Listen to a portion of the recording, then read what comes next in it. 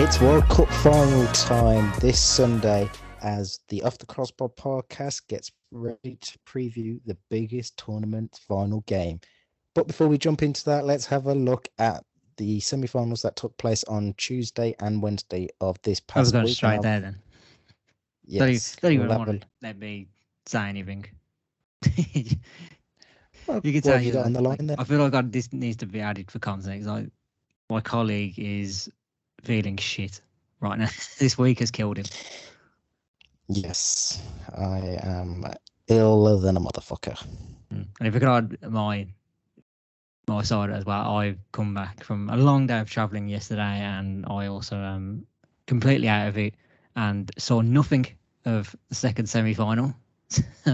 I'm relying on you a lot for that one. That's fine by me.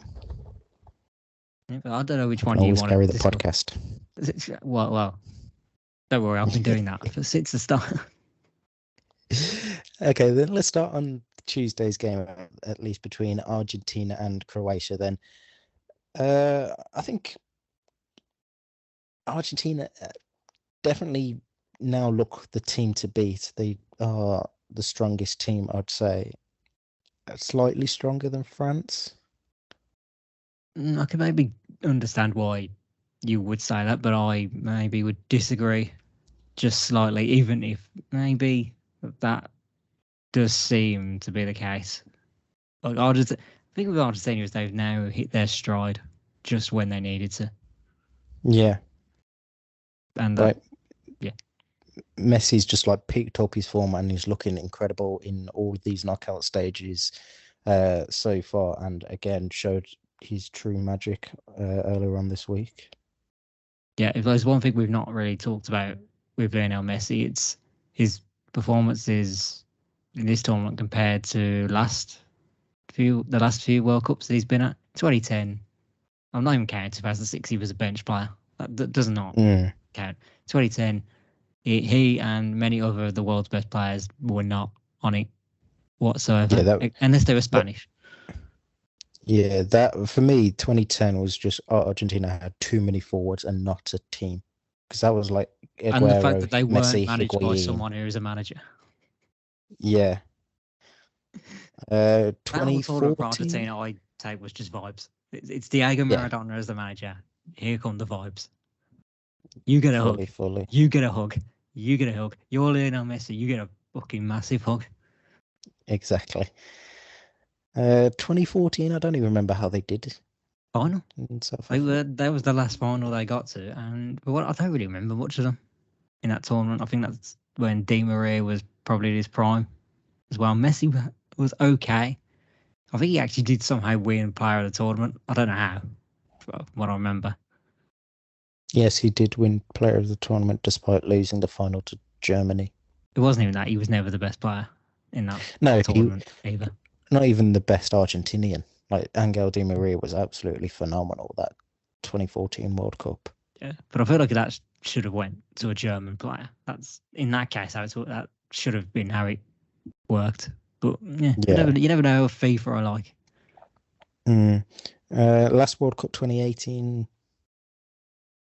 I don't seem to remember much of Argentina in that World Cup. No, but this is almost the perfect way to then go into a potential final look ahead, because the last time these two, I don't know if this is whether the last two teams actually faced, but in a World Cup sense, these two faced in 2018 in what was quite possibly the game of the tournament, if you remember.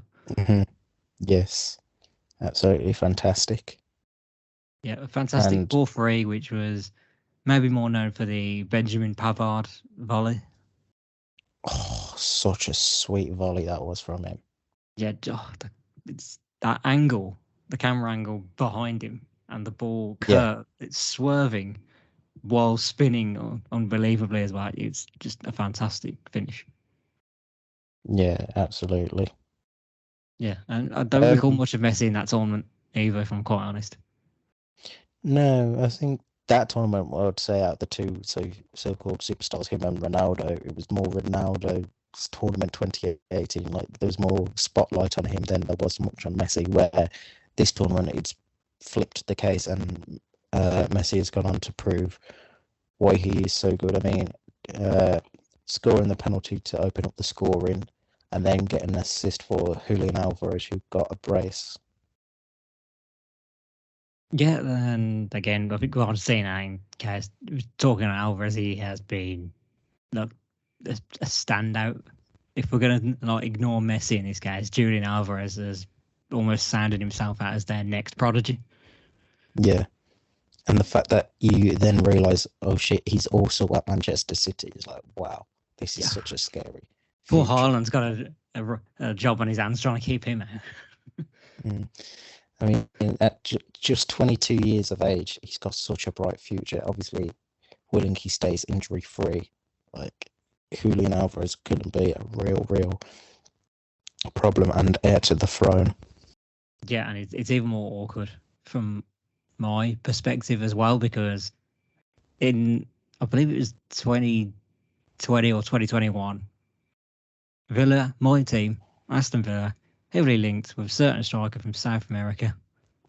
Apparently, he's up and coming, quite highly rated. A few big clubs looking at him. Some guy called Julian Alvarez, whoever he is. Nah. Are we going to sign him now? Who knows? Mm. And then literally months later, Man City are going to sign him. Yeah. Like, this is another missed opportunity. I mean, now you've got Unai Emery at the wheel, it may change. I don't know. Like, we're aiming high. We're aiming much higher. Yeah. But on Croatia, I think they were a lot more disappointing than I think many expected for them. Like, it seemed to be they couldn't get going once they conceded that first goal. I got vibes of their 2018 final performance. Like, they'd burnt out at that point. They'd done the shocking moment, and yeah, that's it now. It's finished. Like, it was both, their like you say, performance is about as good as final, and then their performance is about as good as your mic quality right now. I don't know what's happened these last few minutes. It's gone to shit. I have no idea. However, I will just say, like, I have to agree with you though that Croatia, the final last time out, and then when they were in the semis this time, it was just really bad performances from them, and you've got to expect better from them, considering they're such a good and highly rated team. They were just putting in poor performances, and you've now got to think it's the end of quite a lot of that team, because they are quite old. Obviously, Luka Modric, Dejan Lovren, even Perisic, Marcelo Brozovic as well. Like, they're all in the 30s. How much more international time do they actually have left? Yeah, that's one of the questions for them. And I suppose you could ask it as the coach as well. Are they willing to want to go in another direction now with someone, despite all the good memories that Zlatko Dalic has provided Croatia a little bit? Yeah, it's going to be a very interesting move. I mean, though, thinking of the future, apart from Josko Gvardiol, or however it's pronounced, you don't know many. They've been calling him Guardiola. I think the V is a W. Okay, Guardiola. You don't hear much of, like, other young Croatian players coming through, like up and coming. Nah, other than him, I haven't heard too many. I'm sure there's a few. Like, they've got to be out there. Oh, 100%. But if it's not now, you would hope that a lot of younger people who, they're not of age yet to be in a World Cup squad, that they would have been inspired by this group of players who have succeeded. Yeah, and you just got to hope it's not the true end to... They're hoping to have a Belgium-style golden generation on their hands in 15 years' time. Yeah, but they've just actually got to win some trophies rather than what that Belgian generation did. I'm trying to think of the years. 2034. Write it down, Croatia. 2034 World Cup. Here they come. Yes, I'm going to write that down and remember it for that time, because we're still going to be doing the podcast in 12 years. Oh, but I bloody hope so. And I hope the mic quality's gone up as well. These poor listeners. Oh gosh, stop complaining. I don't know what's wrong. It sounds fine on my end. It's gonna sound alright. Like we're making the best of the situation that we're in right now, unfortunately. Yes. Right. Should we have a look at yesterday's semi-final between France and Morocco? Yes, do please tell me about it. Again, absolute cracking game. I mean, it was, I think, what people kind of expected, but at the same time, it wasn't. Like, if I told you the possession was 61.4 to 38.6, who do you think had more possession out the two sides? Let's see, when I say I missed it, I only missed it in a video perspective. I got this from I'd listened to it on the radio on my way back. So I know Morocco were pretty much dominating. I think from what I was hearing, it sounded like it was drifting slowly towards how the England game did a little bit. Yeah, it was a proper close game. Obviously, France did score early on through Teo Hernandez after just the 5 minutes. But then after that, Morocco really grew into the game and took it right to France. And there was times we thought, oh, they were going to score. And did have a really good chance for a bicycle kick. I think it was Yahir Atiat Allah.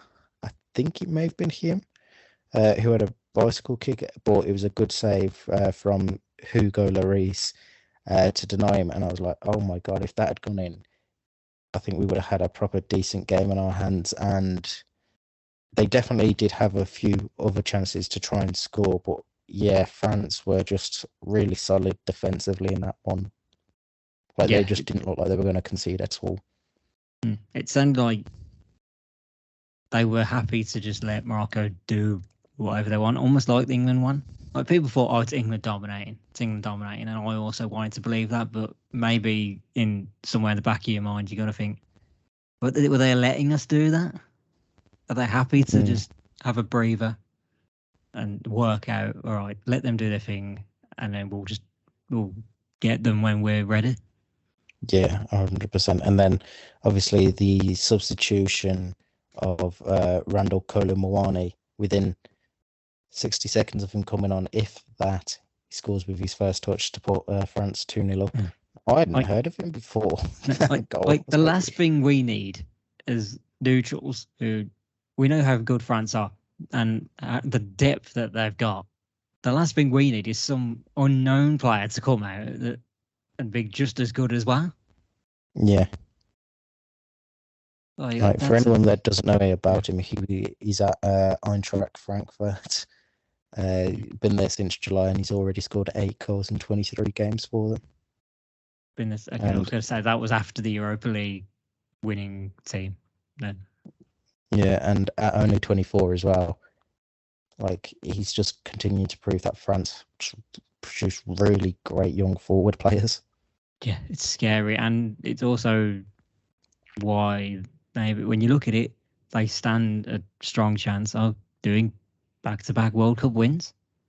Yeah, I mean, the fact that they have so many injuries in their squad, and I definitely myself didn't have them doing anything this tournament. I don't know about yourself, but it's just crazy to see that they've got back to a final. Do I have to be reminded of one of my outrageous predictions? I mean, my predictions are totally out of the window, apart from the winners. I've just remembered why I did have this, because for whatever it was, the outrageous prediction that I had was France were going to go out at the last 16. But the way that worked out, and I've just remembered, so they were, in my predictions, they were going to finish second in Group D to Denmark. Yeah. And obviously, who topped Group C? As planned and predicted. I can't remember who was top of Group C. It was Argentina. So it would have been a France-Argentina round of 16 game. So I'd planned these two to meet in the round of 16, in which Argentina would have won, thus knocking out France. Yes, but unfortunately, that hasn't happened. But They may Yeah. knock out France in terms of winning the final on Sunday.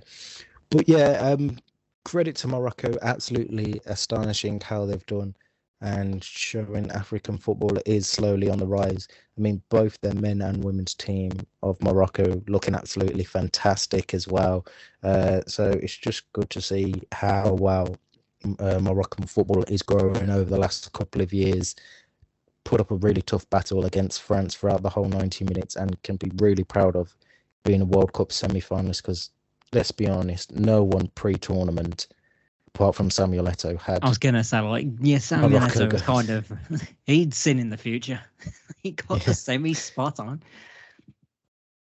But other than that, no one else really expected Morocco to get this far from a Western Europe point of view. No, it's weird. It's interesting. I think with Morocco, they will have obviously inspired Moroccans in the future, but I think they would also inspired many other African people in different countries as well. So African football will just be so inspired by this, and they can only get better with resources as well. Yeah, hopefully it continues to grow, and we can see a much more competitive. Like you always see Morocco amongst like bids as well for major tournaments. I could see that. I could see that being more realistic now after this. Yeah, I'd want to see like stadium setups first before I'd go. They've got like I know they've got one at least, don't they? Yeah, I think they hosted the African Cup of Nations for the women earlier on this year, and they had really good attendances and stadiums from what I remember. I've seen the clip of them qualifying. I thought that was amazing. So I'd be down. From a fan perspective, I think Morocco would be good hosts. Yeah, definitely. Bring the vibes, bring the party. Looks like if we're gonna have an African World Cup again, yeah, why not? Plus, it's Northern Africa, so it's not actually hard for the likes of Spain and Portugal and a lot of Europe to get to. It's literally just across. Yeah. It's just hoping they have the resources to actually host it legally. Yeah, definitely. So, so before we get onto the final itself, we obviously have the third match playoff between Croatia and Morocco. Are you really doing this to me? Let's just talk about it a little bit, then we can preview the final itself. All right, Morocco win. Done. That takes place on Saturday afternoon at 3 p.m. GMT, that is. Yeah, I think I have to agree with you. I think Morocco will win that just from the performances the past couple of days between the two sides. I want them to win as well. You can't make me care for this game. It's the most pointless game in all of world football. Yeah, it really is. I don't understand. You don't why want to we still have it. Does anyone want to be in this? Maybe Morocco kind of do, but yeah, they're winning it. It just says you're the best of the worst semi-finalist. You're the best of the losers. Good enough. You're not good enough to make the final. Even England couldn't do it. You're a great loser. That's what it says. You're losers. A great loser. Right, let's have a look at Sunday's game itself then. Argentina versus France from the Lusail iconic stadium, 3 p.m. Mbappe looking to go back to back. Messi looking for his first. Yeah, before I go by previous attendance prediction, what do you go with? What can this hold? 40, 50? I swear they was saying it's 80, but they've been saying 88,000. I think they said 89 for the Argentina one. From what I know with these, because I remember reading an article quite early on in the tournament, and what they do with the stadiums was when they set them out, the stadiums could hold a minimum of 40,000. Like that is the FIFA minimum that they can have to hold 40,000. So that's why they had it all written. And then it wasn't until after the first set of matches that they actually included it. Yeah. So you saw the increase of numbers. So I always thought it was because they were counting media as now as well. The media don't get counted for it. I think they have been. No, that's not because if they somehow find a way to say there's 100,000 people in this stadium, then something sus is happening. Oh yeah, that anything over the 80-odd thousand, then I would be worried. But I don't know how to see this one going. I really don't. I feel like I could maybe potentially predict it. I don't think it'd be too much different from. I'm saying this from the France perspective. I think they'll let Argentina do their thing. But in terms of like controlling the game and they'll let them attack, and France will hit the next gear when they need to. Yeah. Unless they get like if they concede a few goals during that, then it's a problem. Like we know, like we're trying to avoid the obvious. Like, we know who they need to stop. We know who it is that controls everything in this Argentina team.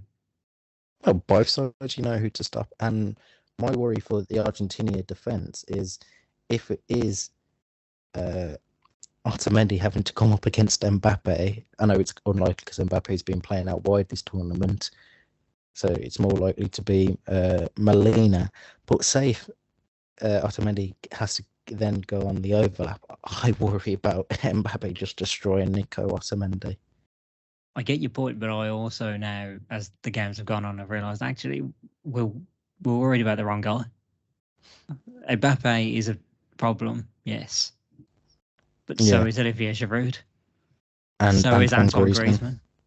Yeah, like this has been Griezmann's resurgence tournament. Like he's been so good. I mean, obviously winning Player of the Match on Wednesday evening, he's just looked so good this tournament, like absolutely world class. I think if it wasn't for Mbappe, if it wasn't for Mbappe scoring, Griezmann maybe just edges Player of the Tournament. He's gone about his business while everyone's waxing lyrical on Kylian Mbappe. Yeah, which is what you want as Didier Deschamps. He needed it as well. Yeah, it's kind of one like he's allowed to go under the limelight. No one's really paying that much attention to him because of like all the Barcelona move and then going back to Atleti. So that's where he'd been like in a bit of bad press. So now he's able to take a back seat because obviously the light's shining on Mbappe, Giroud, how good this rest of the team is. Even Tchouaméni, you would say, is probably getting more talked about than Antoine Griezmann in a sense. Yeah, I feel like Tchouaméni as well, as now that he's been seen on a more global audience, like we've realised, okay, he is also very good. Yeah, so I think that's actually allowed Griezmann to have a nice, quiet tournament because the focus isn't on him and he's able to show his best. It always feels like Griezmann works better when he isn't the main man. Yeah. You could argue at Barcelona when he'd first signed for them, he was the main guy because Messi had gone.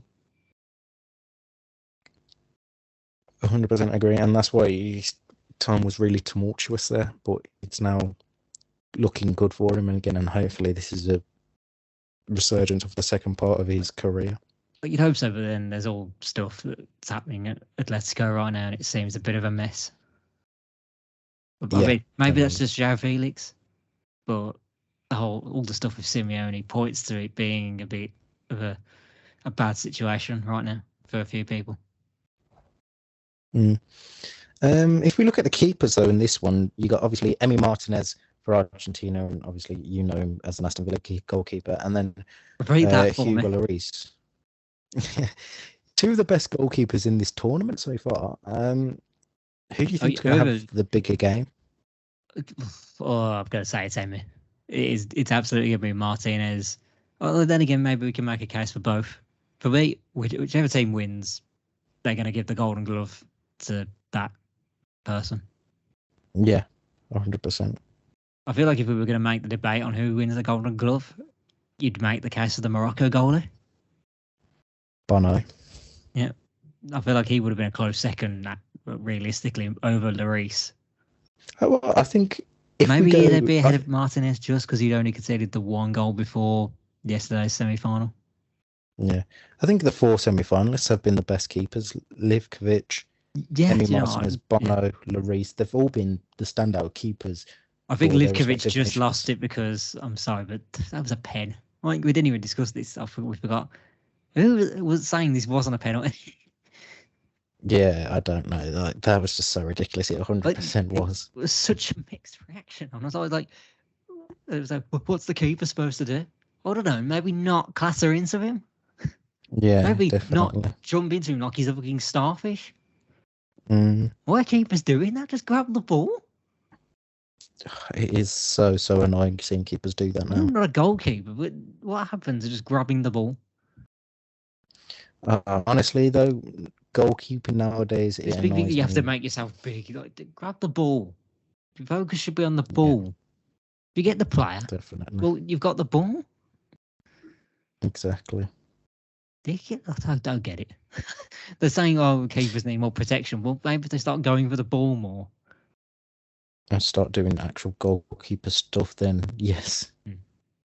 Yeah, and I guess this is where we come to the different takes, because I'll start with Lloris, because he's just got to avoid doing his usual mistake. Spursy. Yeah, his usual Spursy mistake. And I don't think we've seen him do it yet in this tournament. It's almost like he's waiting for the big moment. Yeah. And I'll go back to 2018 as well. Yeah, 100%. And then you look at the Villa counterpart, or Argentina counterpart mainly. Emi Martinez, again, looks phenomenal. Set pieces, he knows what he's doing as well when it comes to penalties. He's got that bit of arrogance, which some fans may hate. Absolutely. Others really appreciate it. It's one of them where you kind of want him to continue that confidence, but at the same time, it could really become a meme against him if France just run riot or make him look silly in this. Yeah, but I'll always back him as my favourite player. Right now, I'll always back him until he turns on us and decides to sign for somebody else. Fantastic keeper, and it is actually surprising to see he's still at the Villa. Wow, for now. It's like I know Villa too well for this to not end horribly, i.e. he leaves in the summer because we end up receiving a bid that's way too much. And yeah, like, if he's going to go, can it not be to a Premier League team? Yeah, I think that's what would make it better for the Villa. Like if he's, say, the Jan Oblak replacement at Atletico. Like, yeah. I mean, 50 million minimum, lads. But yeah, I don't know. It's sad if he leaves because the man is 100%. So adored. Yes. Right, let's give you some stats heading into this World Cup. The first ever Aston Villa player to play in a World Cup final. Man United are guaranteed to have a World Cup winner as well. Oh, right. Rafa Varane and Lisandro Martinez. The incredible feat of... So would we if Luka Dean had been sent. The incredible feat of Bayern Munich and Inter Milan having a World Cup final player since 1982. Who is this Kono Moani guy when Boubacar Kamara is at home? Yes, but that Inter Milan and Bayern Munich stat, though, is crazy that they've had a player appear in every World Cup final since 1982. That's freakish. Like, it's so crazy. And obviously, it will be continuing this weekend. Argentina are competing in their 6th World Cup final, with only Germany participating more.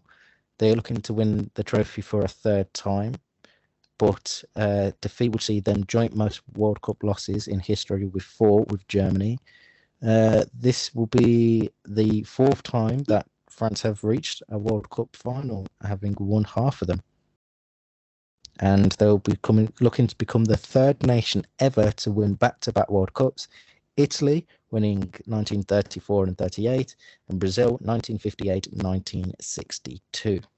Yeah, that's the big thing with France, really, isn't it? For this French team, you win it, you're immortalised a little bit. Yeah.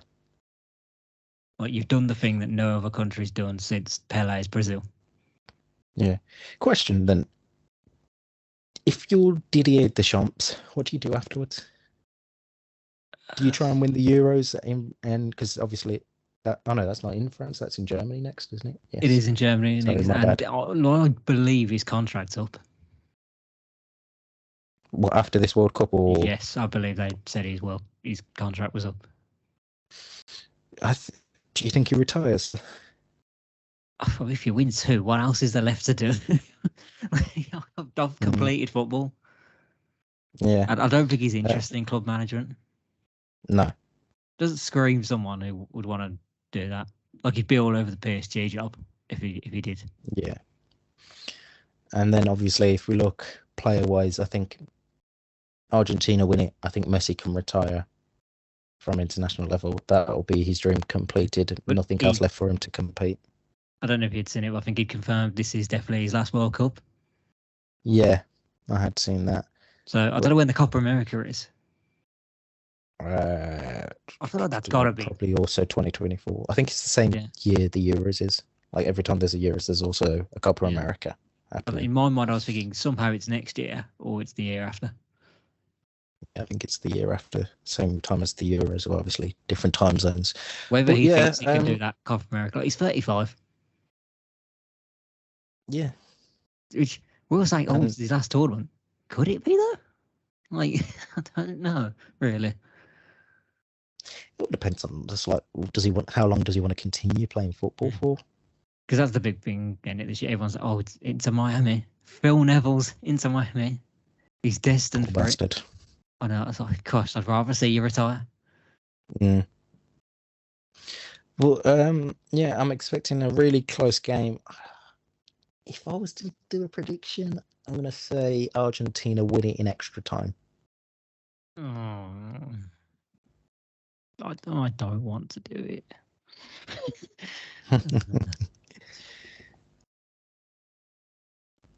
I'd go on a limb. I would say, I think it's going penalties. You got a winner? Argentina. Okay. And no, he wouldn't. I was going to say Argentina and Messi last pen. He wouldn't dare. No, they wouldn't be that. We learned that already. Argentina. Yes. They're the ones that are sensible with their penalties still, in terms of like players taking it otherwise. And also, it'd be interesting because France haven't been in a shootout. Yeah. Can they handle the pressure? Were they involved? I don't think they were involved. They were involved in 2018, but I can't recall.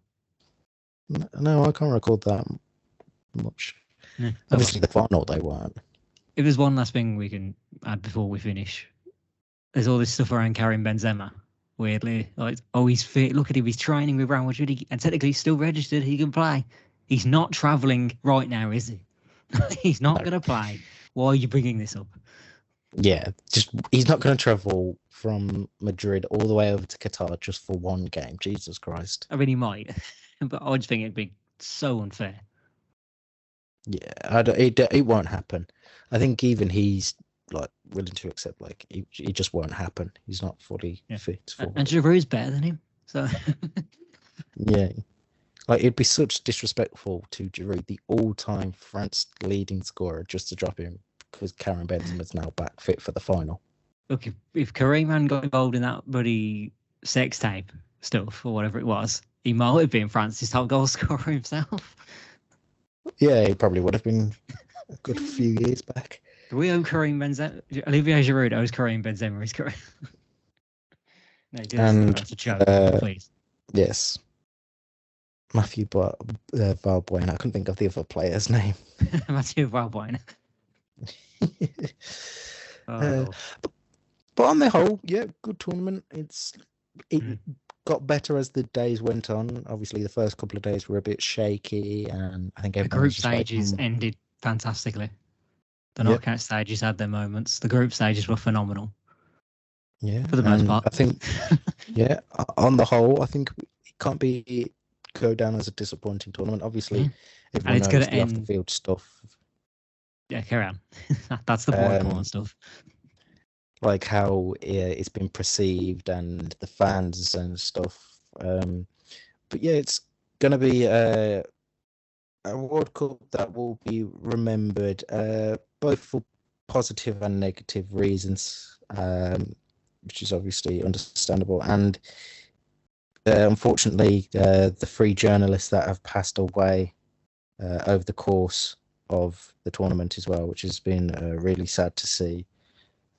Most predominantly recently, Grant Wall, massive soccer from a journalist from America, absolutely brilliant at what he did. And yeah, it's been a strange World Cup, but Yeah, I think it can still go down as a good World Cup. like footballing wise, yeah, I'd put it up there. I don't know. It feels good now, but I feel like when you actually look at all of the games, 2018 just was a little bit better. There was 1-0 Yeah. in 2018. Like, did we forget the start of this tournament was just littered with them? Mm, Do we remember the bloody third place playoff that's happening this Saturday? It was a 0-0 at the start of the tournament. exactly.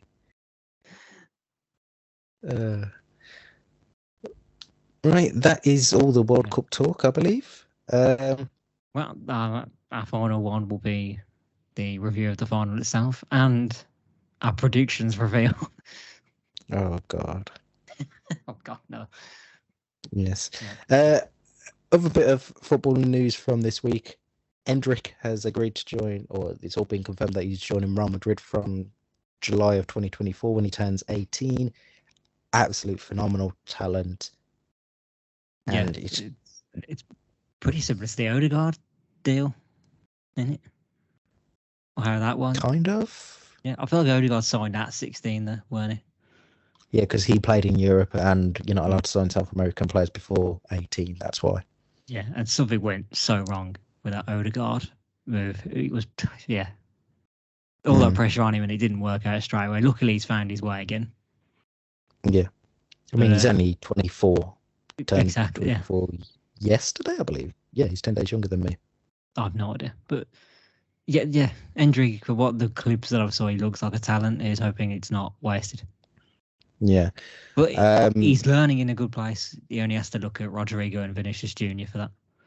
Yes. Obviously, sad news coming out of Chelsea with Armando Broja in their preseason or in their winter friendly. He suffered an ACL injury earlier this week. Obviously, really bad video. You could hear him screaming straight away. I was watching it.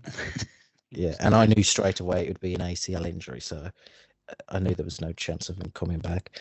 But